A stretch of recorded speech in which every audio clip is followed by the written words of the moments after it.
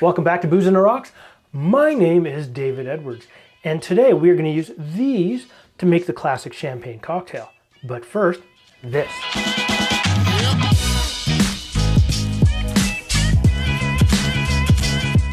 All right, let's talk about New Year's Eve.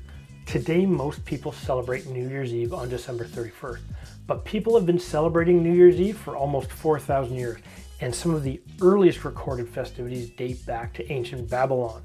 For Babylonians, the first new moon, or vernal equinox, is when they celebrated the change to the new year. And they did this with an 11-day long religious celebration called a Akitu. Now let's flash forward to the Romans. And the early Roman calendar consisted of 10 months, 304 days, with each new year beginning on the vernal equinox. In the 8th century BC, King Numa Pompilius is credited with adding the month of Januarius and Februarius. And a few centuries later, Julius Caesar fixed the calendar by adding 90 days to it. As part of his reform, Julius Caesar instituted January 1 as the first day of the year. And one of the reasons he did this was to honor the month's namesake, Janus, the Roman god of beginnings, whose two faces allowed him to look back into the past and towards the future at the same time. But in 1582, Pope Gregory VIII reestablished January 1 as New Year's Day when the Gregorian calendar was established, giving us the calendar that we know today. And here we are, a few centuries later, drinking bubbly on December 31st. And so for this year, we're going to make the classic champagne cocktail. Now, this cocktail is one of the few original recipes from Jerry Thomas's 1862 How to Mix Drinks, or the Bon Vivant's Guide. And that recipe is almost 155 years old, give or take. All right, so let's get into it. So the first thing that we need is a single sugar cube. And what we're going to do is we need to add 3 dashes of Angostura bitters. Now you can do this a couple of ways. One of the tricks that I have seen is to place it on a napkin so that you only get exactly what soaks through, and you want the bitters to soak directly through into this. Now, we need a champagne flute. And what you also need for this is a, what do you call it? It is a brut champagne or sparkling wine, white wine, depending on what you want. Any, all bubbly wines are basically sparkling wines, but only champagne comes from the Champagne region of France, which is a really good segue because I'm making a huge mess here. And we're going to open this up just for you.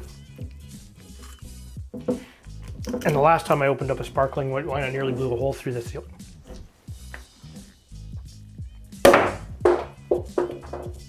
Wow. Okay.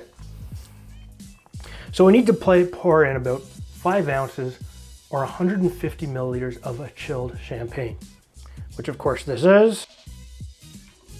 Now, I'm not going to measure this.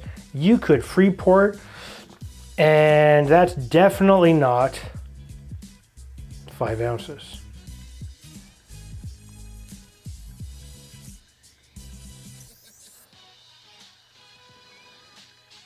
Look at that, absolutely gorgeous.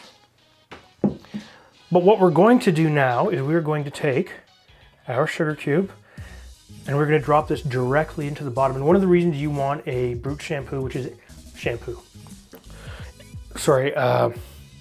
champagne, because I'm going to wash my hair with this, is that the drier it is, it's better, because as you get, let's try this again.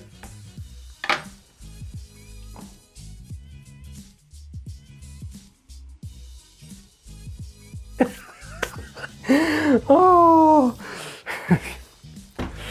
congratulations, David. It looks great. It's done almost everything I want. Look at all the bubbles.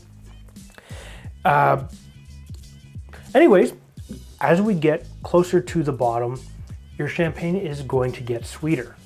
So let's give this a bit of a taste, seeing as how I've managed to now, well, you know what? Let's garnish this first.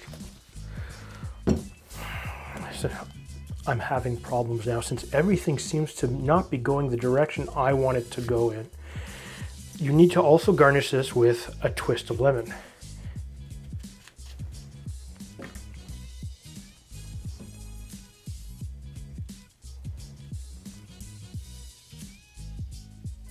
There you go. Now we get those lemony lemony notes, the citrus oil. And you know what it is? I got excited. I wanted to try this. I wanted to drink this.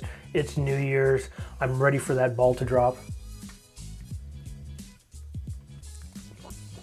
That is a really good champagne cocktail. I'm gonna put the ingredients in the description down below. Do you think I should have used a different champagne? Something a little sweeter, not quite as dry? Let me know in the comments down below. If this is your first time to my channel, please hit the subscribe button and make sure you hit the bell notification as well. That way you'll be notified every time we put up a new video.